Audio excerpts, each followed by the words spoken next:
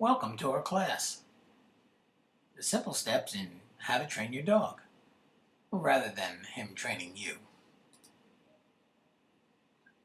The objectives of this lesson are to help you in finding the right subject to train, establish exactly who's in charge, teach him basic commands that'll keep both him and you safe and out of trouble, and ultimately letting him know who loves and is committed to taking care of him. The decision to bring an animal, specifically a dog, into your sphere or circle can be a big decision.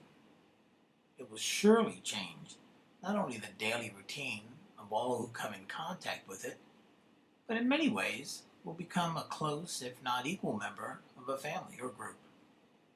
That said, it's important to know exactly why and for what reason a dog is about to enter into your world. Do you need him as a guard or a service dog to watch over people? Is he going to be specifically used for hunting purposes? Or is he simply going to be brought on as a new member of the family?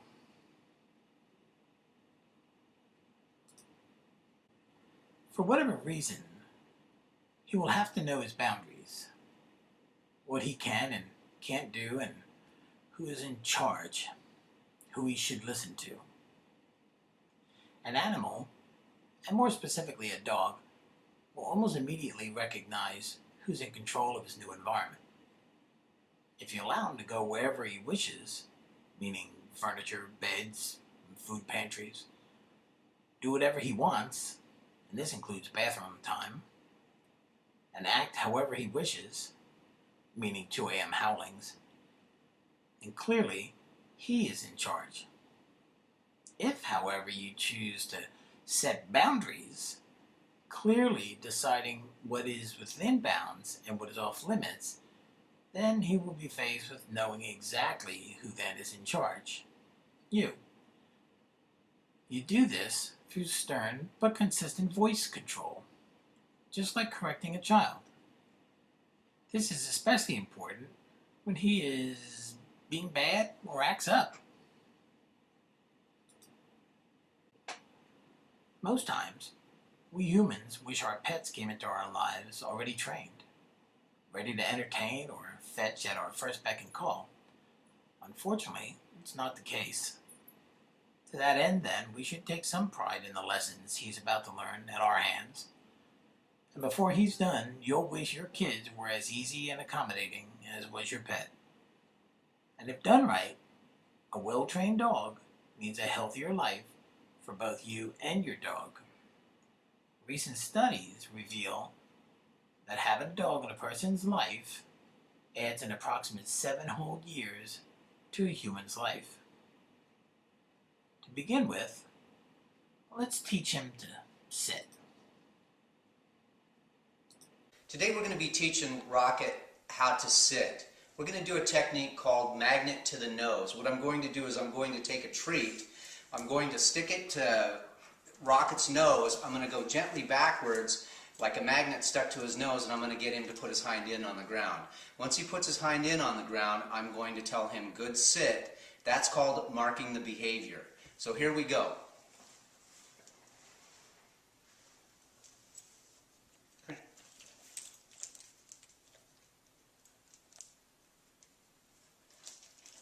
Good sit. So I push the treat backwards until he gets a little cross-eyed and he puts his hind end on the floor, and I just name the behavior, good sit. Let's try it again.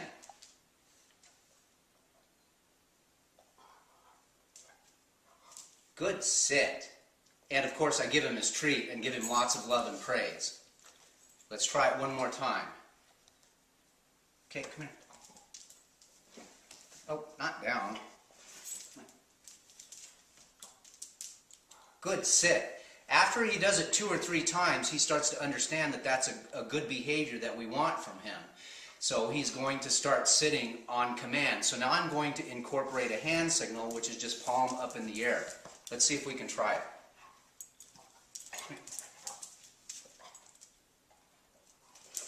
Good, sit. So now he sees the treat, he knows he's going to get a treat, and he's also seeing a hand signal, which is palm up in the air.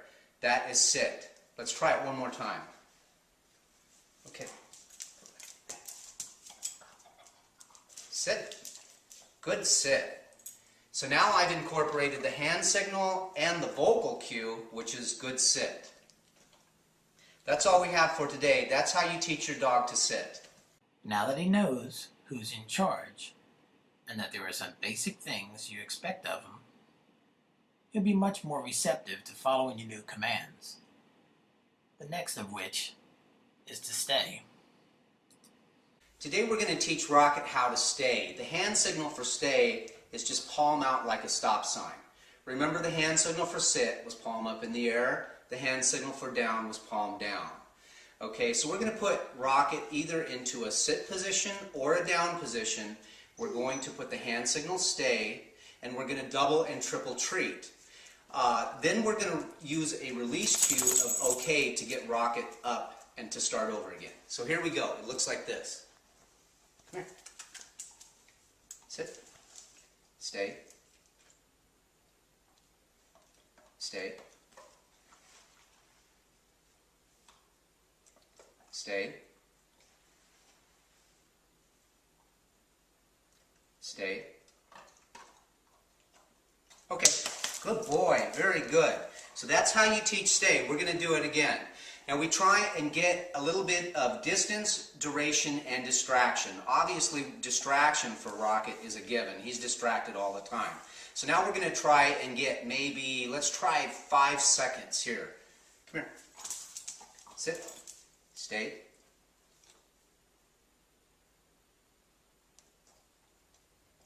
Okay. Okay.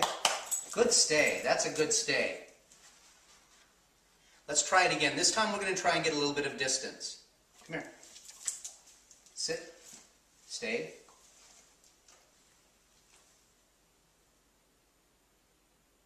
And then I come back and give him the treat for staying. Stay. Good stay. So to get distance with stay, I tell him to stay, I back away with some baby steps, I come back and I give him the treat for staying. Once again, it looks like this. Stay.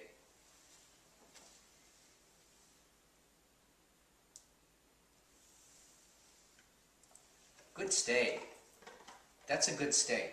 Okay, and I always release him with okay. That's how you teach stay. Remember, the hand signal is just like a stop sign. Stay. That's all for today. And now the fun one to teach him is to fetch something and to bring it back to you. Today we're going to talk to you about how to teach your dog to play fetch. At least get them interested. This is Bugsy, and for the purpose of being out at the park, I'm actually going to show you using a stick. We like a cheap date. But bring anything you want, tug toys, squeak balls, anything that your dog truly likes playing with would be a great way to start. So, to get them enticed, we're going to start kind of moving the stick around, letting her try to get it, even allowing her to jump to retrieve it. Good girl. Good job. Playing a little tug with it.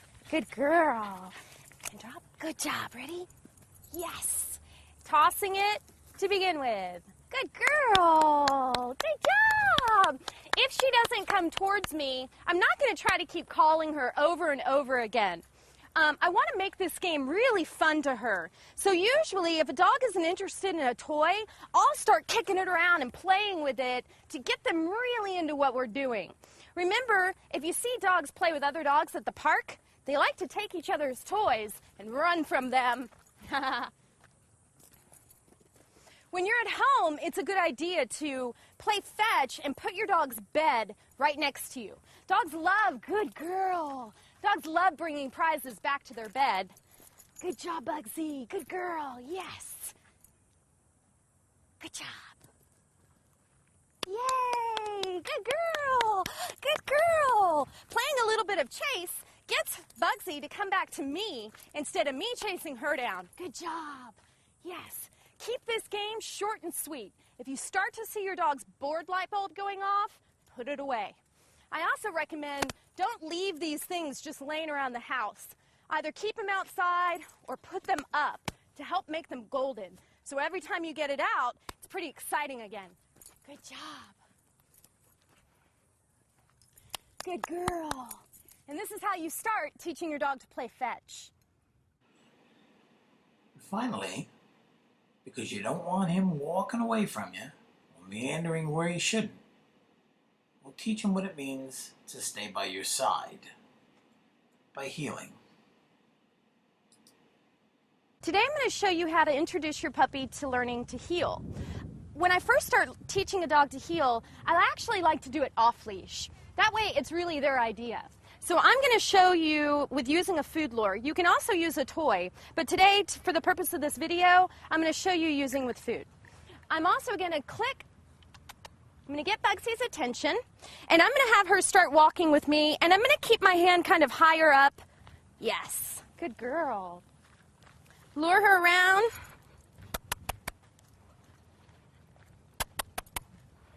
Yes, good. You hear me using kiss noises to kind of get her attention a little bit when she loses focus. I'm not going to add the word, yes, until I start getting the behavior. Yes, come. Good. This is the intro to heel. Good girl. Let's go. Yes. Good job, Bugsy. Good job. All right. So once she starts doing this, and you can teach it on the left side or the right. The reason why the AKC uses left side is because back in the day, the gentlemen would hold their guns on their right. So the dogs were put on the left so they wouldn't get shot. So in real world, I don't care which side you teach your dog to heel on, you pick. But let's try to keep it with one side. When you're making turns, you're going to see that if I turn to the right, the dog needs to speed up to stay up with me. If I turn to the left,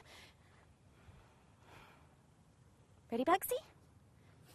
If I turn to the, I dropped food. Let's see, ready? Bugsy, come. Okay, if I turn to the left, Bugsy needs to slow down.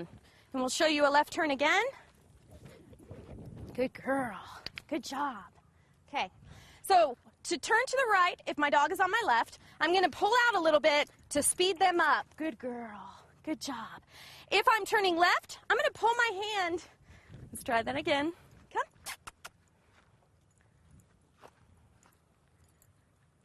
Attention doggy deficit. Come here. Ready? Good girl. Okay, so we're going to put her in position. We're going to start luring. I'm going to pull my hand backwards.